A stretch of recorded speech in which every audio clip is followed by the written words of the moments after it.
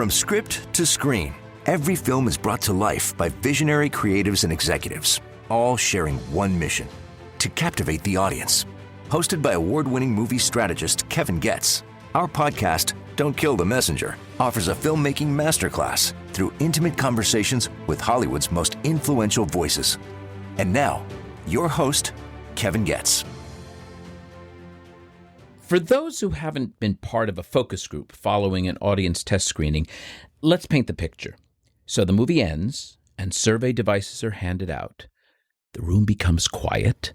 After completing their surveys, the audience gradually leaves the theater, and then we're left with 20 focus group participants who've come down to the first two rows.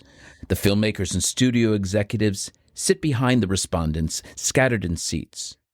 The moderator steps up to the front, and the deeper work begins. I am very excited to bring you a special episode today, all about the art of the focus group. My guests are three of my top moderators who work at Screen Engine ASI. These three are some of the best moderators that I know. Please welcome Ari Virgil-Paige, Executive Vice President of the Movie Group, Terri Cavanaugh, Vice President of Qualitative Insights, and Aaron Feuer, Vice President of the Movie Group. Guys, thanks so much for being here. Thanks for having us. Oh boy, three people. I've never had three people on this program. Two is hard enough. Why are focus groups important, Ari? There's no substitute for hearing it directly from your audience. It adds a layer of nuance that I think you can only get from interacting with folks, and it adds context to the other pieces of the research, the quantitative data that's also being laid on top of it. Terri, what can you add to that? There's something about getting to hear how people describe things or how they're saying it that takes it beyond just what they write. For instance, we'll say, how many like the end overall? And a hands either go up right away, which means great, or they go, So where they might say they liked it overall on the survey, when you see that hand go up halfway, you know there's a holdback. Aaron, you want to add to that? Sure. I mean, you two have put it very eloquently there, but I can't wait till it gets to me. Here we get. Well, I was going to say what I think that is so magical about a group is that first question. Can you give me a word or a phrase to describe what you just saw?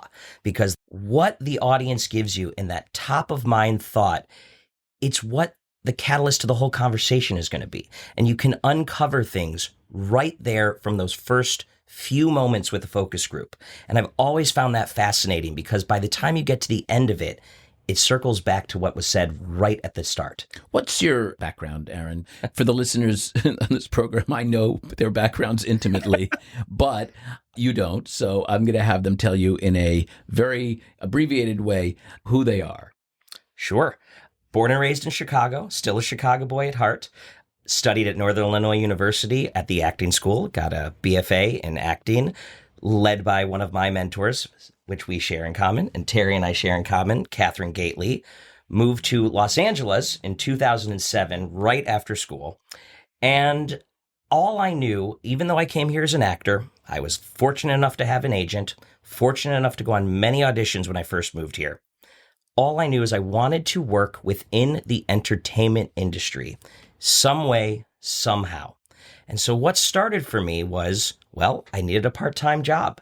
And I found OTX, a research company where I was handing out non-disclosure agreements, filling out focus group reports, and cutting my teeth watching Kevin in focus groups.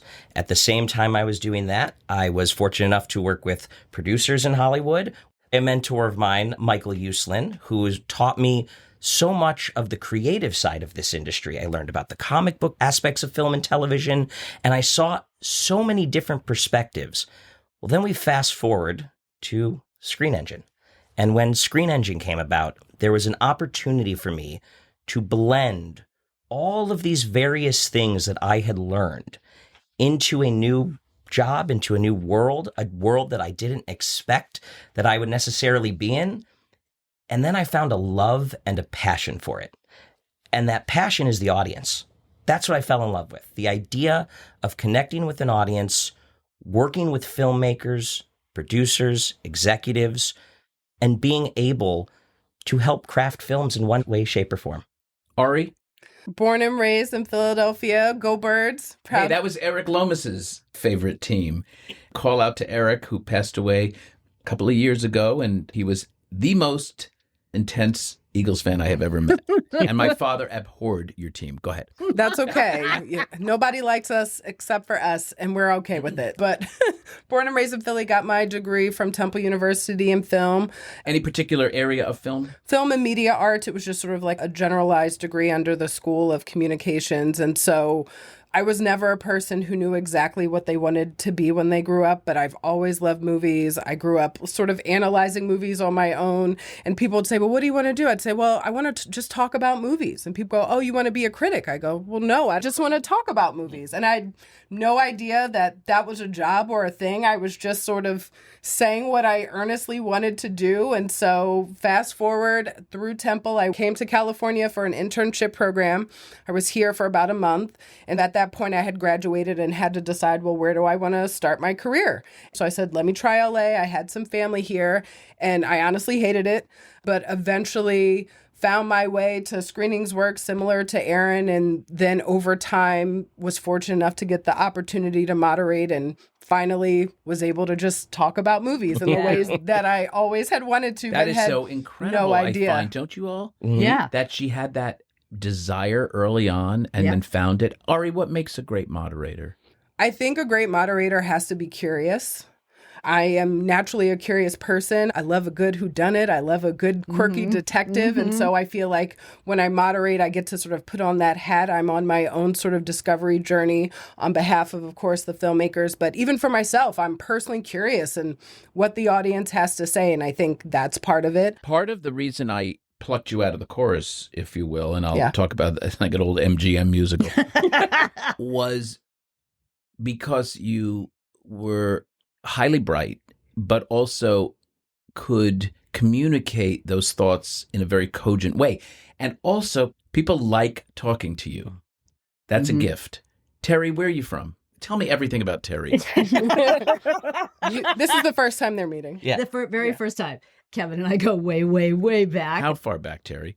We went to college together. Yeah, I'm from actually all over. My dad was a nuclear engineer, so he had a certain security clearance. So rather than give other guys this high clearance, they just picked our family up and moved all around. How did Joanne feel about that? You know what? That's her mother. With my mother, God rest her soul. With 5 kids, she just went where the money was. She was like, let's go. We got to feed these kids. So the only reason I bring that up is because it really enabled me to learn how to talk to people, ask people questions, immediately intuit the situation I was in because I moved so often. I was having a new set of friends all the time, plus all over the country. So I got a real feel all over the place. So yeah, I got my undergraduate degree in speech and theater at the University of Tennessee and got my graduate degree at Rutgers University Mason Groves School of the Arts with you, mister. Well, Terri, you are a phenomenal actress, and you were the first person I chose to follow in my footsteps. And part of the reason I did that is because of the depth of your talent. You could understand a character so well and be able to peel away some of those layers that makes the digging into what makes a character interesting so brilliantly. And I felt like you could also teach it well. That was my impetus. And what do you think makes a great moderator? Intuition. You can't teach it. You're born with it. And I would agree with that. Would you all agree with that? Completely. Yeah. I think a lot of people can moderate well, but yeah, to be a great moderator, you sort of have to have the gene. Yeah. Yeah. And I think you always talked about that. You said to me once, I think actors make the best moderators because of their ability to tear a script apart, which I adore. You know how much I love that. So tearing it apart, being able to read the room, being able to multitask. You know, you have several layers. Out of the corner of your eye, you're watching the clients in the back. You're watching to see what happens if anybody is talking on the side. You're sensing if they're getting uncomfortable. You're sensing if you got to move on. You're sensing if somebody said something that everybody agrees with, then you got to zero in. It's multitasking. In the beginning of our relationship as moderator and moderator in training, you weren't always successful out of the gate. That's correct. And there was a turning point. Tell us about that. The turning point came, I think I didn't quite understand how to find myself. And I was not being true to myself. So I think I was trying to copy you and emulate you. And the truth is, you're a male moderator. I'm a female moderator. You handle things differently than I would handle things. Therefore, it didn't ring true when I was running the group. So once I said, stop, you have gifts. You know what you're doing. He chose you for a reason. You know how to tear something apart. Get in there and be yourself. And it literally flipped overnight. It really did. It flipped overnight and it skyrocketed. And I want to just say a call out to many of our other moderators, most notably Jana Van Kirk, who I only have 3 seats on this couch. So how many others am I going to invite? But people like Brent Lowe and Roger Edwards and our television moderators, Kelly Fox and Jody Clancy and Jamie Chaslow, John Cato, Monique Madara. And Dr. Inez Posa and Cindy Smith, who's new to our bench. I mean, these are people who step in and have their own voices that add a particular alchemy to make a great focus group. And you nor I are right for every piece of material. And the same as you guys. Aaron, what do you think makes a great moderator? Listening and interpreting. We have this gift that we can talk to an audience. We are talking to various different demographics of audiences on any various day. You could be doing 3 different types of audience segments in one day. And the idea of truly listening and hearing what they're saying, but then being able to explain to others what that audience is telling you, right? Because you hear a lot of things in a focus group. And so this idea that we have the gift of listening, and to what Terri said, and I do think this helps us with the theatrical background, when I was on stage, even if you couldn't see the audience out there, you could feel the audience. You could feel what they were giving you. And a focus group does just that, but it's not just the focus group. It's, let's call it the audience, your executives behind the window, right? The folks who are sitting behind the glass, the folks who are sitting behind the audience, picking up on their cues.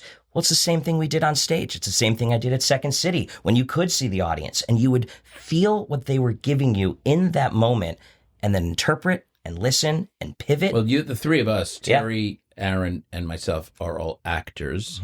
And Ari came from a different language, a film production language.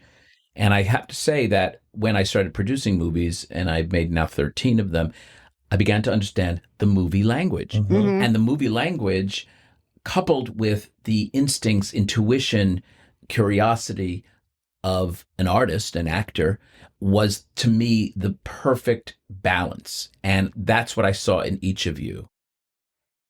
I'd like to move on to the actual craft of what we do. And what do you find, Terri, is the most important question that you can ask? If you were only given one question to ask in a focus group, what would it be? My job is always to get the best information possible to help the film realize the best possible version of itself. So I think I would say, if you could add or take away anything to this movie that would bring your engagement even deeper or cause you to love this film anymore, what would that one thing be? Beautiful. Ari? I think I have to give a politician sort of non-answer answer, and that I think it earnestly depends, because my number one job is to get the most important piece of information, as Terri is saying. But what that information is changes title to title, changes based on where they are in the testing process, changes based on the objectives of that particular focus group's mission. And so I think my most important question is the question that is most important to the client. Often the clients are at odds with what the most important question is. The filmmaker and the studio head. Who do you defer to? I defer to the truth, because at the end of the day, I'm not letting her get away with this political answer. No, they do. But I said you can only ask one question. Yeah. But, and so now you have a filmmaker wanting one thing and the studio wanting the other. What do you ask? I think I have to get at... Oh, I'm good. Huh? I have to... You are good. You're good, but we're good too. That's why we're here. I think part of what, again, Their questions are in an effort to get the truth they want, right? They want an answer, but I want the answer. So I have to get the answer. And my question may answer both of those groups. If someone goes, I really want to know what they think about the ending, and someone goes, I really want to know if they're satisfied, those are likely the same question. So what is the spirit of the question? What is the spirit of the answer that they're trying to get at? And that's the most important thing. Yeah. Aaron, what about you? Every screening we go into, it's what is your objective? Every screening is different, right? But I find that I will go in thinking before seeing that film, I know what the objective is. And then I watch the movie with the audience for the first time. And well, if they're confused, I'm confused, typically, right? If they have questions, I have questions. It's part of the journey of watching it for the first time with an audience. I love that feeling because we're audience members too. We're asking the same questions. So it's always a delicate question, and it's always one that we have to answer. But what's truly holding you back from enjoying it that much more? I think that's the most important question to ask. If you're not rating this movie excellent, yes, you're giving it a very good, why not excellent? If you're giving it a good, why not very good? Yep. The excellents are pretty much converted already. Yeah. They're there. So really, what you can be most helpful offering is what is the hesitation? That's right. Terri, by the way, that you remember as an actor, we approach a scene with an objective. And yes. What you said was, I think I instilled in you, which was the last thing you ask yourself is, my objective in this scene is, if I don't get every ounce of information for my clients, I have failed in this scene. Yes. So that is your objective, to get every ounce of information, everything that I can possibly get in a 30-minute period. Yeah. That was paramount. And you reminded me that this, like it's the same thing. You have your objective and then you go for it and you don't waver. Because if you don't get that, if you don't get there, you have failed. And I think if I hadn't been an actor, I probably would have been a forensic anthropologist. Well, there's so because much, I love to do that much crap at stake in these screenings. Yeah, People don't understand. People say we're not curing cancer, but for that night, we're curing the movie, and the movie is their child. Yes. And so I always equate it to the stakes are so high. Yes. And it's really a moment of reckoning, and there's no excuses to be made because our audience is coming in just to like the movie, aren't they? Yeah, they want to like it. Yeah, they want to like it. Yeah. I try to always tell people that. I say, you don't understand. We love movies. We want to see every movie succeed 100%. And we don't come in to look at something, to Ari's point about people saying, oh, you want to be a critic. No. Aaron, why do you think the naysayers who exist are naysayers? Well, from a creative process, you go in, you've been working 5, 6, 7 years, and then you're going to present your baby to an audience, to an executive group. And then there are a lot of opinions coming that you have not been having to deal with. And so the idea that somebody else is going to tell you what to do with your work. But my answer to that is, well, I'm not telling you. Your audience. Who did you make this for? You made it for somebody. It's possible you made it just for yourself, but unlikely. But let me counter that, which is, and Ari, you answer this part. Yeah, but you seem to have an agenda. I have zero agenda. I'm like the conduit, to Aaron's point, to the audience. That question alone about pace is making them think about pace. Answer that. Well, I would say two things. You had the screening because you wanted to ask your audience.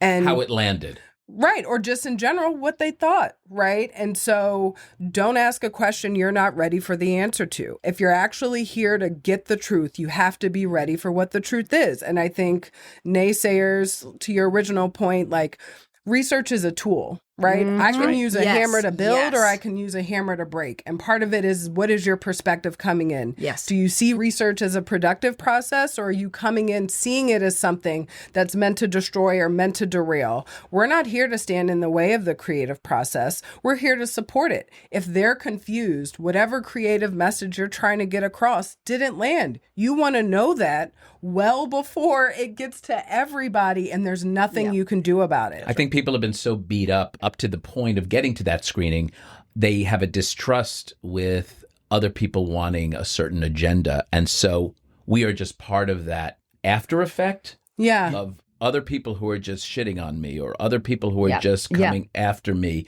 When in fact, I try to always say exactly what you said, Ari, which is we're just there to be advocates for the audience, like the voice of the voiceless. We are giving them a place to say what they feel and think. And what do they care whether it's successful or has a good opening, or they just want to like it? Also, do you want to hear about it in the focus group when you have time to fix it? Or do you want to hear about it on TikTok when they're using it to tear it apart and drag down your Rotten Tomato score? The comment will still exist. The feeling will still exist. Every person in that theater, every comment we receive represents someone else not in the theater. Our job is to sort of diagnose how many people does that represent. But just because you refuse to hear the answer or you don't want to ask the question doesn't mean the answer doesn't exist. Just means you're going to get it too late to do anything about it. When I recently did Matt Bellany, I was asked if I've ever gotten into fights or any kind of real confrontations. And I said people have gotten in my face before because it's so personal for them and to them. Yeah. Oh, yeah. You said something once that has resonated with me for the entirety of my career so far. And you said, look, Tara, at the end of the day, it's information gathering. It's not done with a point of view in any way that's meant to hurt. And when you say to the client, look, this is information, you take it as you will. Put it through your creative filter. And to Ari's point, if your message isn't landing, creatively, you got to find another way to get that in that does land. But this is not with a negative point of view. When I was plucked out of the chorus at 25 years old at NRG by Joe Farrell and Catherine Porra, I knew nothing about this business. In fact, the last thing I said was I was playing a focus group moderator. Oh, so I would actually take the role on because I knew how to do that. I didn't know what a one sheet was. I didn't know what tracking was. I didn't know what sort of the overarching reason of why I was asking these questions, but I was asking them and just getting the information. You come to realize that it could be very easy to lead a group. And I think part of the criticism is that the perception and the care and the art of what we do, going back to the theme of this podcast today, the art of the focus group. Aaron, tell me about, have you been in a situation where you felt, oh, that might have been a leading question, or the client has accused you of leading, or something like that? Can you share something? I have gone through that experience a handful of times now.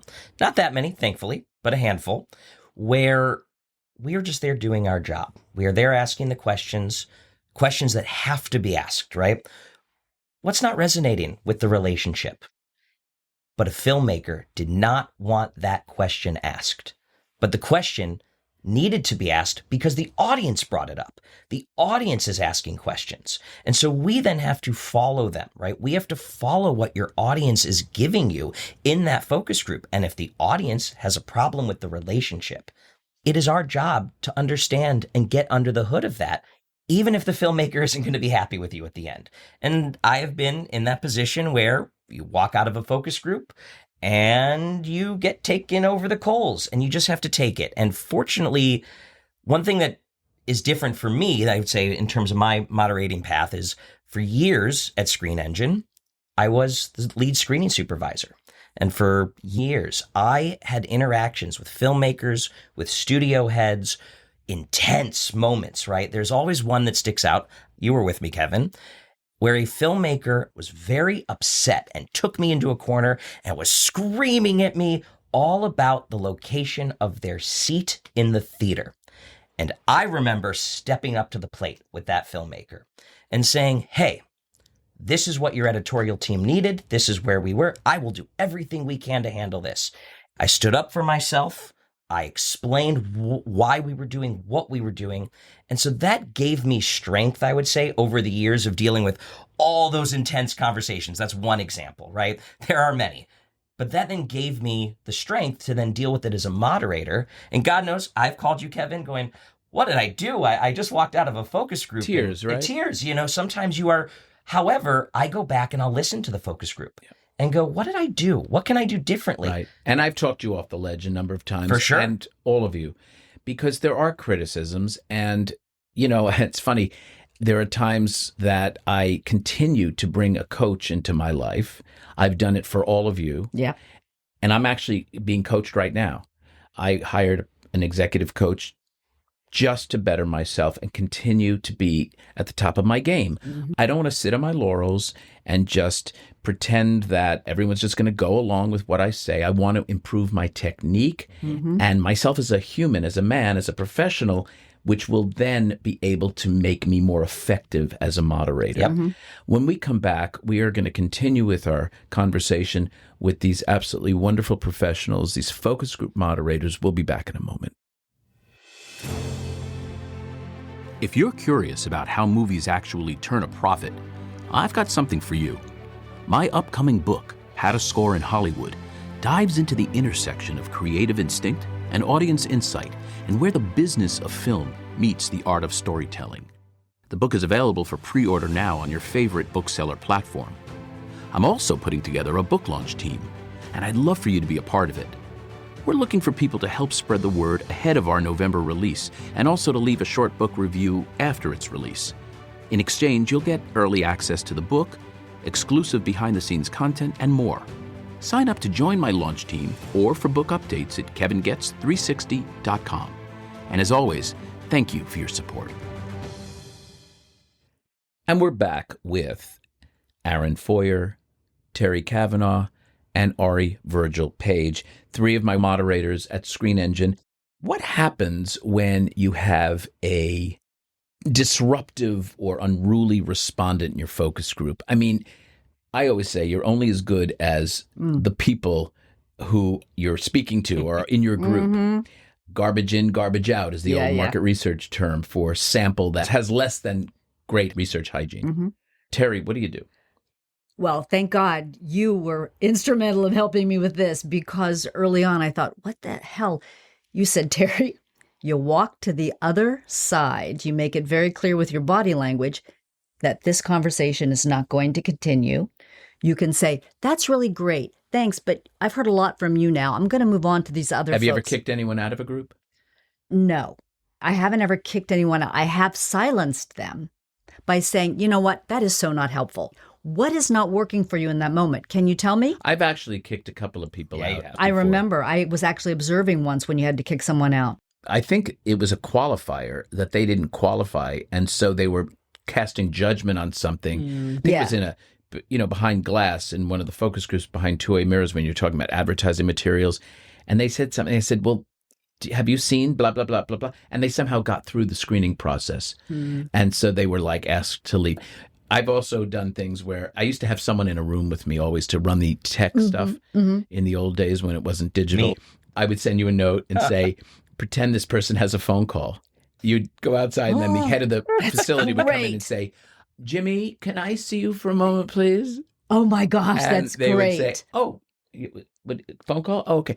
And then they would not come back. Yeah. And we'd pay them and they'd go on their merry way. Yeah. Ari, have you ever had that situation? Not in person. I know we've talked mostly about the screening focus group process, but I do a lot of focus groups also online. So I've had a few instances where online I had to mute people or maybe remove them and blame it on a technical issue. And sometimes it is legitimately tech problems, sometimes not. I think I will say we have the best focus group pullers. I think I've been very fortunate. Great. It's They're rarely and by the way, an issue. You all started as focus group coordinators, better known as focus group pullers, which really gives you a great education as to picking good respondents. Yes, it does. Yes, it does. And I think even when you have to shut people down, to Terri's point, there are ways you can do it. So let's say it's someone who's really stuck on a point, right? They keep bringing it back to the same comment. Sometimes I'll say, thank you so much. I'm clear on your comments here. I want to move on, though, and talk about some other items just for the sake of time, right? Because especially in a screening environment, we have 25, 30 minutes. And when you think about having to hear from 20 people to go through, we have a moderator's guide that has a dozen or more questions on it. That's a lot to have to get through. So generally, I try to tie it back to time or really just equity within the group. It's about monopolizing. Yeah. You don't want ever a person to monopolize a group. Experts. Because you are the pilot, you are the captain, and it's very important that you maintain that authority. One of the things that you all have the ability, and I know I've been told that I've had the ability as well, is that we can engage very quickly to make people want to talk to us and trust us. Yeah. So if you notice, there's time when I will use profanity. There's times when which doesn't work for, say, Terri, but it works for me because it humanizes me and allows them the opportunity to feel, oh, I could say anything here. I'm not going to be penalized for it. Do you all have techniques like that, Aaron? Do you? One of the things that I've been really fortunate in the handful of years I've been doing this, which is I get to work a lot of family events, family screenings, and work with kids. And kids can be, you get the really shy ones. They might be very talkative. And then all of a sudden they get really shy right before a focus group starts. And so having the ability to sort of read what the kid needs in that moment, I actually just had a moment where an adorable young boy, he said, he couldn't answer the question. He got so nervous. I came back to him a few times, didn't want to speak. And I said, you know what? You and I are going to have our own focus group at the end, and I want to hear what you have to say. And I gave that kid the moment to breathe and not feel concerned. And by the end of that focus group, that kid raised their hand very proudly and wanted to say the thing that they had thought about from the very beginning. And it was helpful. The kid had a great thing to say. And so the idea of giving that moment, again, I'm talking about a family screen now, but whoever it is, giving that audience member the moment to think, treat them with respect, the same respect that I would want to be treated in that moment. You're just in a conversation. I don't want you to feel uncomfortable. Now, if you're being a jerk, that's a different conversation, right? If you're being a jerk, I am going to look at you like, you know what? That's for a different conversation. Terri, let me ask you, what was your worst focus group? The one that sticks in your mind, and why was it so? It was a horror film, and it was very early, and horror fans are very opinionated. And there's also divisions within the horror genre. And there was a very outspoken guy who sat smack in the middle in a position of power. My intuition told me, and I didn't listen to it, that he was going to try to run the show. And at one point, he turned around and addressed the executives in the back. Don't change a single thing, da-da-da. And he was very loud and very aggressive. It was the worst moment. And that was a group getting away from me. And this guy was telling me he was running the show because he was an authority on horror and what things should be. So I learned a tremendous amount. You and I talked about taking charge, about trusting your intuition from the get-go. And you know that as pullers, that you kill yourself in the back saying, I should have listened to myself and not put them in the group. As a good puller, Ari, what were you looking for? What makes a great respondent? I think in the same way moderators have to be someone who people want to engage with, you sort of get a sense from someone, are they engaging? Is this someone I want to talk to for longer than I'm talking to them right now? And if already I'm like, I can't wait to get away from this person, or it feels like I'm pulling teeth to get any sort of response from them in the moment, those are all red flag issues.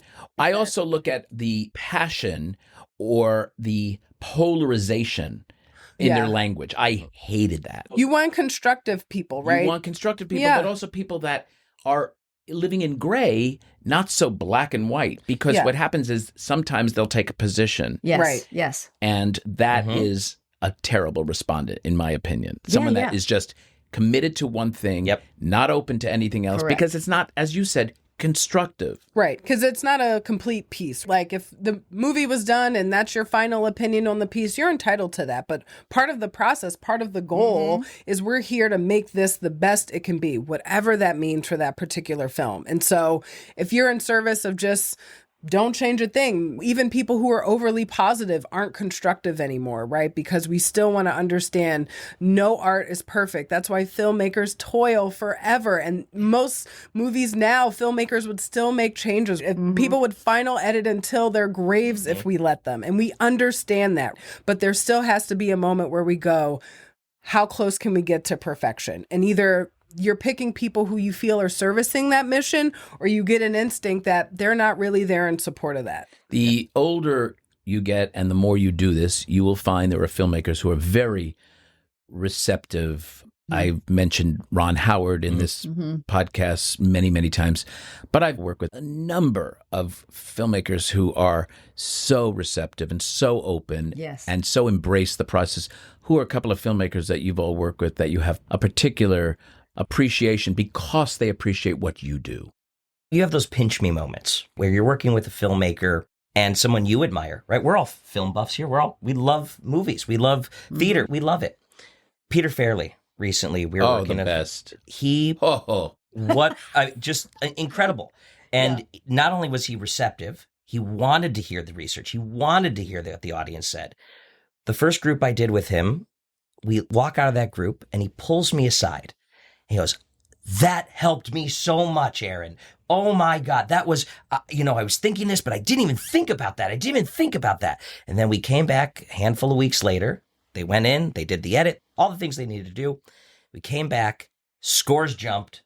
It did exactly what was needed for Isn't that the best? And it was incredible. Yeah. It was because you really hope you're not giving the wrong information. You feel like you've won an Oscar when that happens, right? It's so exciting to see that they listen and then see that it works. Listen to the audience. 100%. Oh, 100%. Such a high. Terri, what about you? I've been really fortunate. I have a lot of folks who really, Paul Feig is amazing. The Russo brothers listen as well. I mean, they listen. They want to win. They all want to win. That's right. And Paul is so easy to Paul work adores with. you. I adore him. And they really listen. You know who else? Matt Damon is great too. Matt really listens. He'll say, you know what? In a debrief, I heard him say, and I thought it was so great. Someone was pushing back against something in the debrief. He goes, hey, the hood is still up.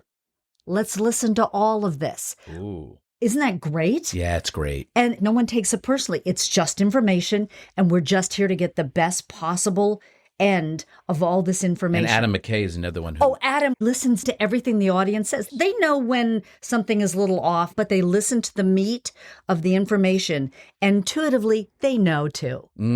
Ari? I think to your point, Terri, it's important to specify when we say listen, we're not saying like take every single note from every single audience member. And I think honestly that for some naysayers, that's what they think, that we're taking away all sort of choice or creative input. But what we're really saying is like, listen to the themes. And great filmmakers too, also, they'll listen, but when they feel strongly about their vision, they'll also choose when to stop. I think Lee Daniels is great at that. Yep. He hears the note, but he also feels very passionately about what he set out to make and keeping the spirit of that thing. And I respect that. I also think, especially for filmmakers of color who have a different sort of perspective and making films in the studio system and learning how to parse. And I think that's part of also where the naysaying comes in. Research isn't always culturally aware or sort of taking in all of those elements. So again, how do you look at the spirit of the note, but keep the essence of what you want? But I think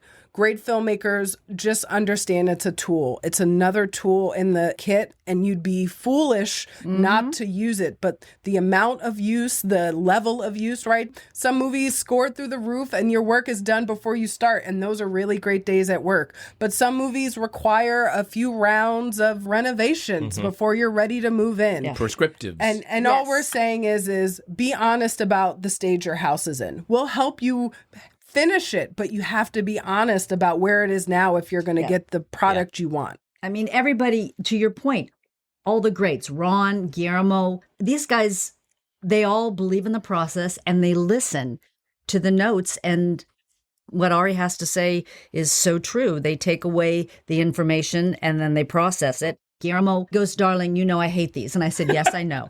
He said, "But I'll tell you what. Here's what I need to know. Did I confuse them? Did I bore them? I trust you. I'm going to go away. Bye." Right. And you know he's going to listen to that information. 100%. So that's why I say I appreciate that. You know, you're asking people to talk about your child in front of you. Yeah, it's I can really only- nerve-wracking. My nephew Dylan, who's Terry's son, if we're talking about Dylan and 20 people are there, you'd be in the back going, "How dare you say that about my son?" It's like when they have like celebrities read like mean tweets. It's like they're watching people essentially live tweet, live comment, live post about their baby in real time. And yeah, some of those comments are going to be lovely and some of them are going to hurt. And so part of our job is like, we're empathetic to everyone. We're empathetic to the audience who wants to like the movie. We're empathetic to the filmmaker who wants to connect with the audience, and to the studio that's trying to run a business, right? But there's a lot of priorities that we have to try to meet in the middle. And that's really what our goal is to pull all those factions together and go, this is where you have common ground. Right? I was going to say, there's something we haven't brought up. The new filmmakers. The folks that have never gone through this process. Those are my favorite. Those are my favorite. favorite. No disrespect to we season, are but there to truly guide them. I'm too through old this for this process. shit, you guys. I'll take the veterans for the first screening when a filmmaker's getting gobsmacked by an audience because they think they've made something that's connecting so well. Yep. Yeah. And they're, sort of obliterated. It's so painful and it requires so much. I just had a recent episode and I felt so bad for this wonderful filmmaker who made a beautiful movie that needs work and thought it was the end of the world. Oh, and I know, and that's how I feel. So it's just a lot of work. But when it pays off, man. Ari, do you have a situation where you had not a lot of consensus in the group, but that one nugget that opened up an entire solve, if you will? So I'm going to give you a quick example. I worked on a movie years ago, and I remember that it was sadly too late to make any significant change to this. We couldn't crack the ending, really. We tried all so hard to do that. And at the end of the movie, there was like a treasure gold, and the two leads found the gold and donated the gold to a museum. And it just was great, but not emotionally satisfying. And so one woman, I remember exactly where she was sitting in the second row on the end, said, "I just wish they kept a little for themselves." And everyone goes, "Yeah." And that would have absolutely raised the scores on that. Yeah. I've certainly been in those scenarios. I think where it happens often is honestly in what people presume the audience understands, either coming in or maybe along the way. Like, oh, they know that these people are connected in this way, or they know that this thing here is important or emblematic of this archetypal whatever. And I think, especially for naysayers, when they go, oh, well, they just didn't get it. That's not my audience. It's like, well, in the real world, you're not going to be able to qualify everyone who's exposed to your film and ensure they all have the base level of information that would be ideal for them to fully get it. So serve your core, of course, but you have to be aware there are other audience members too. And how are you ensuring that everyone is having the same ride in a way that's satisfying and makes sense? Aaron, have you had a situation of a little gem that came in that sort of cracked the code? I have had those somewhere in the horror genre where information that was needed or not needed, right? Things that the audience did not need was confusing them, but not confusing them in the good way. We call them the bad confusions, right? We want to get rid of those bad confusions. There's also one where there was something we had discovered within the folks group, within the cards, that my belief and what the audience was telling us would have helped the audience. The filmmaker did not want to do it. And then when the film was released, what was said? All the things that were missing on Rotten Tomatoes, what the audience made and what they were looking for. And it was that validation of, I knew we cracked it. I knew that this is what the audience wanted, but that's completely up to them. It's their art form as well. Yeah. But it gave me the validation that I knew we were onto something. Hear it on the group or hear it online, but you'll hear it. That's right. You'll hear it. When you hear pace, often you'll go, the movie's terrific, and everyone's begging them to take out 10 more minutes or 5 more minutes or 20 more minutes in some cases. And then you hear everyone recommending the movie with a caveat. It was really good, but it's long. Yeah. And you don't want that. Honestly, like in an attention economy where short form content is raging, don't tell a 3-hour story when a 2-hour-and-a-half story or an hour and 45-minute story would be just as satisfying. Be respectful. Audiences aren't dumb. They know when you're earning their time and when you're wasting it. I was going to say, have you guys ever found yourself, you've tested a movie, you don't know what the final cut is, right? You're not 100%. And then you'll go on and go, okay, I've already seen this whole movie, so now I'm going to speed up through it and go, oh, they did not do that ending. Or yes, they did do that ending. Yeah, I'll go back and watch to see what the end. Yeah, because endings are everything. Terri, have you ever seen a film test really well in the data afterwards, but really fell flat in the group? I have, but luckily not very often. People can have a hard time sometimes articulating their thoughts when it's late and they're tired. And that low energy can permeate the entire group. Sometimes I've had to work really hard to extract useful information, and it may not sound as enthusiastic as the scores reflect. The worst is when the focus group is way too positive. Yeah. And then the numbers come back and they basically shat on the movie from a numbers standpoint. And you're going, oh my gosh. One of the things we all try to do is to get a representative group so that we're not overly positive or overly negative. I also want to reiterate that I tend to not want to ever put a poor in my group unless it's absolutely positive and unless they have something constructive to say. Yeah. Because by and large, poors, if you're rating a movie poor, is almost unconvertible. Right. They're rejecting something about the premise. That's not good real estate for your focus group. But when you have completely. a group, which has happened to me once or twice with smaller films, that there were no excellence and it was all good, fair, and poor. And in that instance, I don't say, give me a word or whatever. I say, okay, I just want to remind everybody that we're not here to be mean and we're not here to be pretend critics. What we're here to do is constructive criticism to help this filmmaker get the best version. Because if I have all fairs, like 4 goods, all fairs, and then I even have a poor, you have to structure it so that we understand what the exercise of this particular focus group is. Yeah, and as you said, if you have a hater in the group, you don't want to empower them. No, not at all. They've got a position. For example, I hate when Hollywood does. Yes. And I'm like, guess what? I'm not a mouthpiece for Hollywood, so we can do that on another forum, but let's get back to the movie. Yeah. You know, that kind of thing. Yeah. Hey, I want to end with something which I've never done before and sort of turn the tables and just sort of have you ask me a question. Aaron, I'm going to start with you. Okay. When was your aha moment for you in this business in terms of being a moderator? Was there a moment for you that you went, this is it? This is what I want to do? I don't know if there was a moment of an aha moment, but I do know that one of my first groups I sort of failed at miserably and was in tears and had it recorded on a cassette, and we played it in the car afterwards and said, you did everything right. Catherine Porras said that. You did everything right. I wouldn't worry about that. You got to get right back in the saddle. And the next group I did was for Disney, and Joe Farrell said to Jeffrey Katzenberg, look, I've got a young moderator I want you to see, and if it's okay. He goes, oh, sure. And I did the group and was basically told, thank you very much, Joe, but we'd like to have Kevin work from now on. Not that you can't work, but that we want him to jump in. And that happened with Tom Sherrick at Fox, and it happened with other folks.